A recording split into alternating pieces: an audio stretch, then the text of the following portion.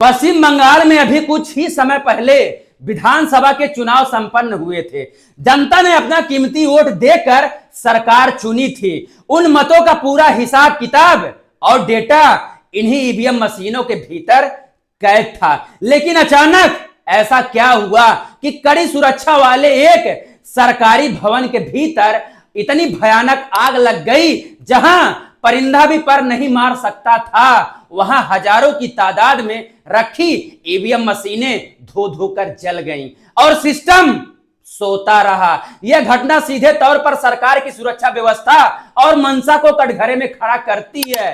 क्या यह महज एक इत्तेफाक है या फिर चुनाव में हुई किसी बहुत बड़ी गड़बड़ी के सबूतों को हमेशा हमेशा के लिए मिटाने की सोची समझी साजिश है? देश की जनता आज यह जानना चाहती है कि जब हम जनता के वीवीपैट की पर्चियां और वोटों की गिनती का विवाद थमा नहीं है, तो इतनी भारी सुरक्षा के बीच यह लापरवाही कैसे हो गई? भाजपा सरकार और चुनाव आयोग इस पर चुप्पी क्यों साधे हुए हैं? जवाब देना पड़ेगा। दोस्तों, ईवीएम के इस अग्निकांड ने पूरे चुनावी सिस्टम पर जनता के भरोसे को हिलाकर रख दिया। अगर सरकारी भवनों में ही लोकतंत्र की ये मशीनें सुरक्षित नहीं हैं, तो निष्पक्ष चुनाव का दावा कितना सच है? मैं आपसे पूछता हूं, क्या आपको लगता है कि यह महज एक हादसा है या सच छुपाने का कोई गंदा खेल है? और यही दूसरी कांड देखिए दोस्तों, स्ट्रेट ऑफ हार्मुज के पास अमेरिका ने अंतरराष्ट्रीय नियमों की धज्जियां उड़ाते हुए जहाजों को जब्त करने के बजाय उन पर सीधे हमला कर दिया। इन हमलों में हमारे 3 भारतीय नाविकों को जान चली गई दोस्तों। यही नहीं, वहां अभी भी सैकड़ों भारतीय नाविक अलग अलग जहाजों पर फंसे हुए हैं और मौत के साए में जीने को मजबूर हैं। यह हमारे देश के नागरिकों की सुरक्षा का यह बेहद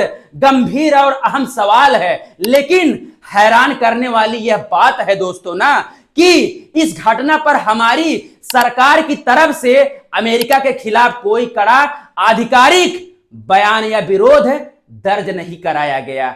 अब जरा इस सिक्के का दूसरा पहलू देखिए दोस्तों, जो सरकार की प्राथमिकताओं को पूरी तरह बेनकाब करता है।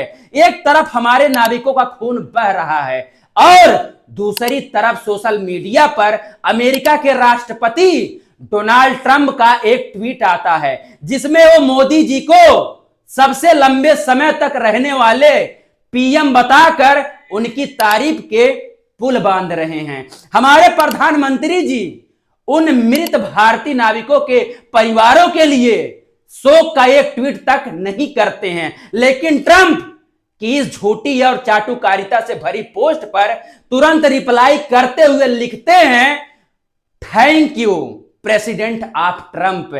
तर्क यह उठता है ना दोस्तों या साहब, कि क्या एक संप्रभु देश के प्रधानमंत्री को अपने नागरिकों की जान से ज्यादा प्यारी अपनी वैश्विक छवि है? विदेशी नेताओं से मिलने वाली व्यक्तिगत तारीफ है? जब भी देश के भीतर चुनाव होते हैं तो सत्ताधारी दल के नेता मंचों से चिल्लाकर कहते हैं कि आज भारत का मजबूत, और यह आंखें दिखाकर बात करता है, घर में घुसकर मारता है।